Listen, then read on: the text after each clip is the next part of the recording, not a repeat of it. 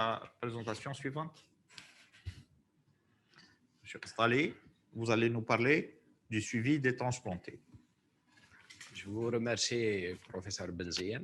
Je remercie tout d'abord les laboratoires du Kendi de nous avoir invités, de nous avoir organisé cette table ronde qui va nous permettre de parler d'un sujet qui nous tient beaucoup à cœur, comme tient le préciser monsieur le modérateur, qui est la transplantation rénale.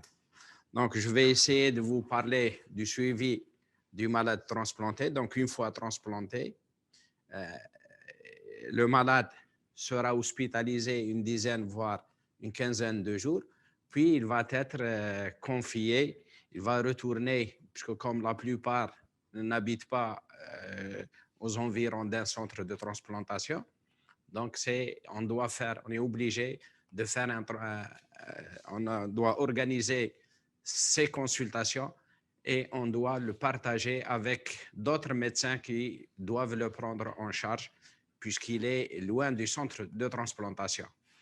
Un calendrier, on peut schématiquement proposer une consultation hebdomadaire le premier mois, une consultation toutes les 2 semaines entre le 2e et le 6e mois. À partir du 6e mois jusqu'à la fin de la première année, une consultation mensuelle.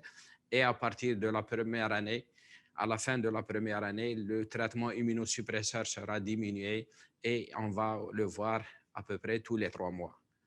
Un bilan, sinon il y aura, en dehors de ces consultations qui sont prévues, il y a d'autres situations qui peuvent obliger le malade à consulter, telles qu'une fièvre, une douleur du transplant, une hématurie, une oligoanurie, une hypertension artérielle, une élévation de la créatininémie, sinon toutes les situations qui peuvent éventuellement l'obliger à voir le médecin, soit le médecin traitant, soit le médecin référent du centre de transplantation. Les paramètres qu'on doit suivre, c'est on fait un examen clinique. On va voir déjà, il faut toujours, lors des consultations, il faut axer sur l'observance du traitement. C'est la condition sine qua non que la greffe tiendra. Voir la pression artérielle, le poids et la recherche des effets secondaires des traitements immunosuppresseurs qu'il prend. Un bilan minimum qu'on doit faire régulièrement à chaque consultation. Et puis, il y a d'autres examens qui sont plus spécifiques à faire devant des situations. Donc, on va surveiller le transplant et la fonction du greffon. Donc, le meilleur élément qui va nous permettre de suivre la fonction de ce greffon rénal, c'est la créatinine. Bandelette urinaire à la recherche, l'apparition éventuellement d'une proteinurie, d'une hématurie, d'une leucocyturie. Si on voit qu'il y a l'apparition d'une proteinurie à la bandelette, il faut toujours la doser, qui peut nous renseigner soit qu'il y a une lésion du greffon, soit qu'il y a une récidive de la néphropathie. Et n'oublions pas de faire au moins une échographie annuellement et avec un Doppler, et à la moindre anomalie, notamment s'il y a une élévation de la créatininémie. S'il y a des anomalies de la fonction du greffon, on sera obligé de rechercher la cause de cette élévation de la créatininémie, et la plupart du temps, on sera obligé d'aller vers une biopsie du greffon. Cette biopsie, elle sera réalisée très tôt, juste après la greffe rénale, si au bout du 7e jour, il n'y a pas une reprise de la fonction.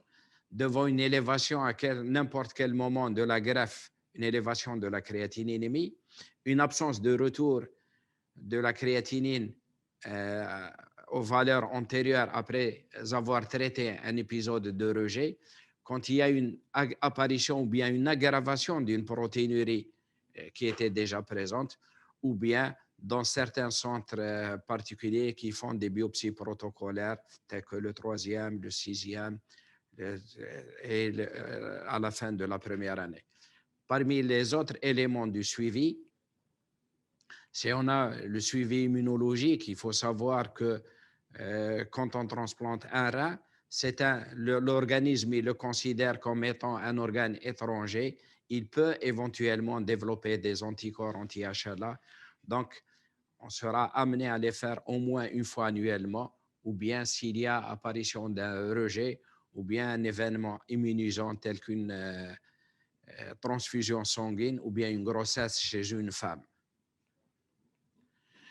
Il faut toujours faire un bilan annuel cardiovasculaire, rechercher les facteurs de risque comme chez toute personne hypertendue ou bien qui a des antécédents cardiovasculaires, faire un bilan lipidique une fois tous les 6 mois et un examen chez un cardiologue avec l'ECG et l'échographie annuellement.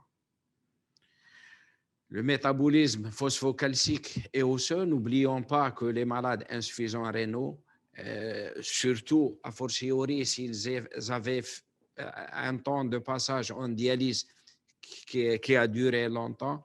Donc, comme vous le savez, l'hydroxylation de la vitamine D, elle se fait au niveau du rein qui ne fonctionne pas. Donc, ça va retentir sur l'os.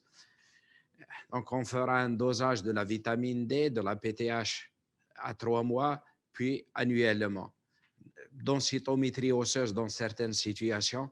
Et s'il y a une suspicion d'une ostéonécrose qu'on met sur le compte d'un des médicaments qu'on utilise pour éviter le rejet, on est obligé, l'apparition d'une ostéonécrose, surtout de la tête fémorale, sera obligé à faire d'autres examens complémentaires.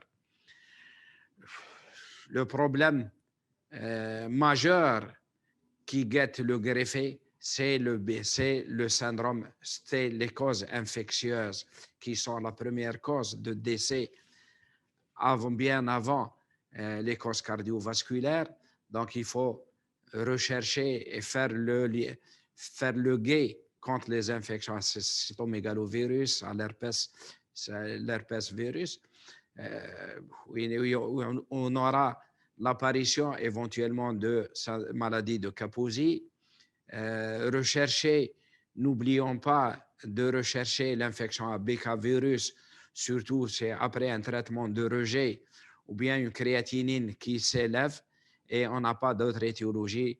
N'oublions pas cette infection à BK-virus. Sinon, les malades qui étaient infectés avant la transplantation, soit par l'hépatite B ou l'hépatite C, il faut faire un bilan annuel avec une PCR et le suivi, puisqu'on a la hantise de l'hépatocarcinome. Et puis l'infection pulmonaire qui peut guetter ce transplanté rénal, c'est surtout la pneumocystose. D'ailleurs, qu'on fait la prévention juste après la greffe. Aussi, certaines complications qui peuvent se voir, c'est les néoplasies. Donc, n'occultons pas ce problème chez le transplanté rénal du fait de l'immunodépression et du fait des immunosuppresseurs. Donc, c'est surtout les lymphomes viro-induits, les tumeurs cutanées, les tumeurs urologiques qui peuvent se voir déjà sur le rein, sur les reins natifs, ou bien d'autres tumeurs qui peuvent être au niveau d'autres organes qu'il faut faire une consultation et un bilan exhaustif au moins annuel à la recherche de l'apparition de ces néoplasies, puisque si j'ose dire, c'est le tribut à dépenser après cette greffe rénale du fait du traitement. Il n'y a pas que les choses négatives, mais il y a beaucoup de choses positives avec la greffe. Donc, comme vous le savez, une malade dialysée, oui, elle voit sa fertilité diminuer après la transplantation rénale, sa fertilité qui revient et elle peut avoir, parce que j'ai vu dans les questions, peut-on faire des grossesses après la transplantation rénale?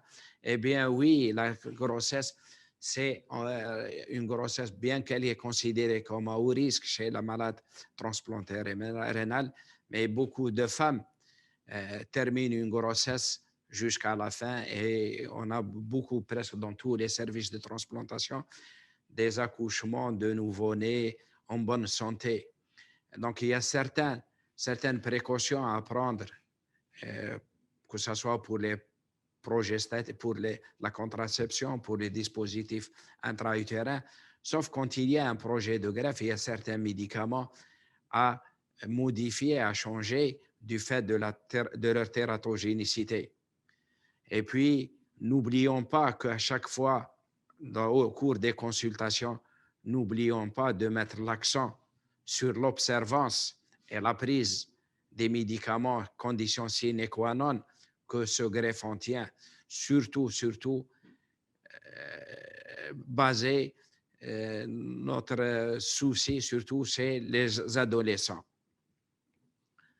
En guise de conclusion, donc le centre de transplantation, il est considéré comme un centre référent de suivi de ces transplantés rénaux. Donc, il assure l'organisation du suivi partagé, la répartition des consultations entre le centre et les différents intervenants au cours de la vie de ce transplanté rénal. Et je ne cesserai jamais d'attirer l'attention sur l'observance du traitement et je vous remercie.